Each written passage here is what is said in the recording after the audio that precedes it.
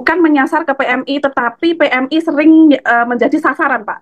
Peraturan memang bukan menyasar ke PMI, tetapi PMI yang sering menjadi sasaran. Nah, ini yang saya menyambung dari penjelasan Mbak Sringatin tadi, bahwa kita tidak bisa memprediksi kapan kita mendapatkan masalah di bandara atau kita terkendala di bandara. Nah, di sini mungkin kalau memang peraturan tersebut tidak untuk PMI, berarti harusnya ada pemberitahuan khusus ataupun ada semacam formula yang diberikan kepada PMI saat PMI cuti, bahwa tidak akan terkena masalah atau kendala terbentur dengan peraturan tersebut. Para pekerja migran kita bukan membeli barang dagangan, kalaupun membeli barang baru itu ya sekedar kita bisa ukur lah, ya bukan memang barang mewah di sana. Jadi bukan yang termasuk disasar untuk barang yang terkena pajak. Nah, berlakunya tadi pembatasan tersebut semoga tidak juga menimbulkan keresahan yang berlebihan. Namun untuk pemahaman sajalah, pemahaman peraturan tadi sudah disampaikan juga banyak gitu ya. Jadi silahkan yang mau kembali ke tanah air dalam rangka cuti, dalam rangka nanti mau mendekati Lebaran, silahkan nanti kembali ke tanah air dengan tenang, dengan gembira gitu ya. Tapi mengetahui peraturan tersebut bukan menjadi takut. Silahkan, saya sudah pernah menyampaikan. Karena kita sudah hitung-hitungan, ukur-ukuran gitu ya. Punya penghasilan berapa, dia beli akan berapa, dan sebagainya dalam jumlah yang wajar. 30 kilo memang bisa mau bawa apa kan gitu ya.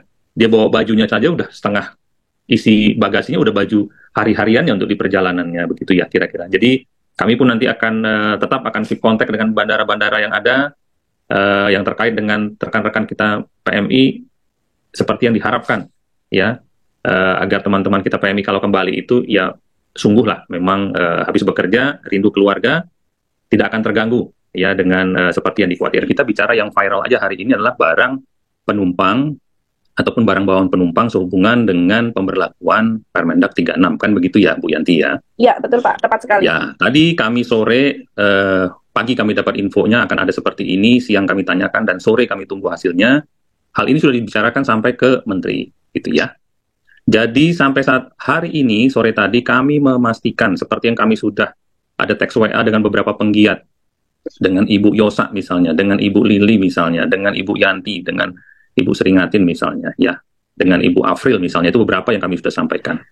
Peraturan ini bukan, sekali lagi ya, bukan menyasar kepada pekerja migran, gitu ya Bu Seringatin ya. Sekali lagi, bukan menyasar ke sana. Tetapi ini adalah peraturan untuk ke warga negara Indonesia yang, mohon maaf, bila yang selama ini membeli sebenarnya barang di luar negeri, apakah itu untuk keperluan pribadinya, apakah untuk ada maksud yang lain, ya seolah barang penumpang gitu ya, seolah barang penumpang. Nah, peraturan ini untuk mengawasi yang itu, yang hal yang barusan saya sampaikan itu, yang barusan kami sampaikan itu. Jadi ini nggak harus jadi mengganggu Pak Beni malam-malam seperti ini, pimpinan loh beliau ini banyak dipikirkan selain ini gitu ya, Pak Deputi. Jadi teman-teman percaya bahwa rekan-rekan Bea Cukai pun yang ada di Bandara Soekarno-Hatta tidak gegabah gitu ya. Itu pesan Ibu Menteri ke para pimpinan-pimpinan di bandara dalam hal ini, tidak akan gegabah, apalagi itu sampai terusik ke pekerja migran kita. Yang kemarin itu sudah selesai. Masalah barang kiriman itu seperti sampaikan tadi itu udah panjang prosesnya, bahwa di Indonesia kan kita beberapa kali ketemu ya di dialog-dialog dengan KJRI, dengan masyarakat kita PMI maupun yang ada di lapangan, kita sambangi ya beberapa tempat-tempat di Hong Kong gitu ya. Kita sudah sampaikan bahwa peraturan yang kali ini yang diatur ini bukan arahnya ke PMI gitu ya. Jadi kalau masalah barang kiriman sudah selesai, barang pindahan juga sudah selesai. Yang ini yang adalah khusus barang penumpang. Dan ini sekali lagi kita sampaikan, barang penumpang yang diatur kesempatan ini dan viral itu tidak mengganggu pekerja migran kita.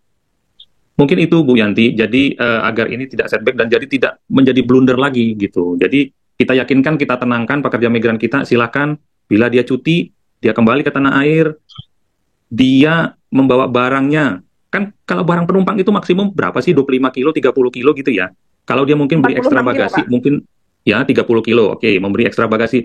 Kita bisa sudah duga lah 30 kilo barang bawaannya itu. Nah, yang diawasi di peraturan ini bukan PMI, tapi warga negara yang bepergian. Nah, kalau dalam hal ini pekerja migran kita ada membeli barang, baru dia melihat kepada aturan tersebut.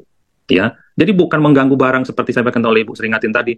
Dia mungkin pulang bawa bajunya yang sekian lama, silakan mau bawa 5, mau bawa 6, mau bawa 7, sepanjang 30 kilo ya barang bawaan bagasinya itu kan begitu.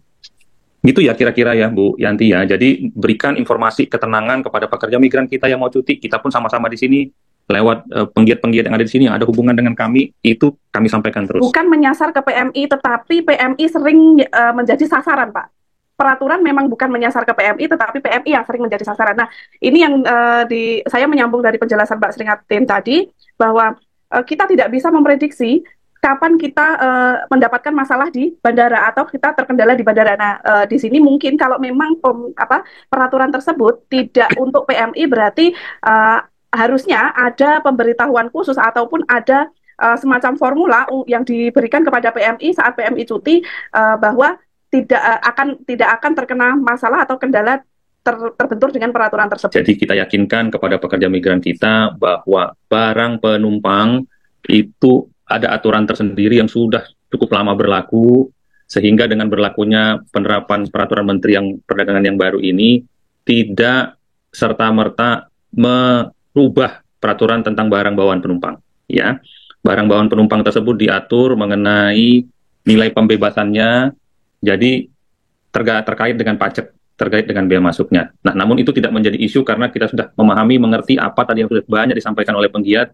Para pekerja migran kita bukan membeli barang dagangan, kalaupun membeli barang baru itu ya sekedar kita bisa ukur lah, ya bukan memang barang mewah di sana. Jadi bukan yang termasuk disasar untuk barang yang terkena pajak. Nah, berlakunya tadi pembatasan tersebut semoga tidak juga menimbulkan keresahan yang berlebihan. Namun untuk pemahaman sajalah, pemahaman peraturan tadi sudah disampaikan juga banyak gitu ya. Jadi silakan yang mau kembali ke tanah air dalam rangka cuti, dalam rangka nanti mau mendekati Lebaran, silahkan nanti kembali ke tanah air dengan tenang, dengan gembira gitu ya. Tapi mengetahui peraturan tersebut bukan menjadi takut. Silakan, saya sudah pernah menyampaikan. Karena kita sudah hitung-hitungan, ukur-ukuran gitu ya, punya penghasilan berapa, dia beli akan berapa dan sebagainya dalam jumlah yang wajar. 30 kilo memang bisa mau bawa apa kan gitu ya. Dia bawa bajunya saja udah setengah isi bagasinya, udah baju hari-hariannya untuk di perjalanannya, begitu ya kira-kira. Jadi kami pun nanti akan tetap akan keep kontak dengan bandara-bandara yang ada, yang terkait dengan rekan-rekan kita PMI seperti yang diharapkan, ya, agar teman-teman kita PMI kalau kembali itu ya sungguhlah memang habis bekerja, rindu keluarga, tidak akan terganggu ya dengan seperti yang dikhawatirkan.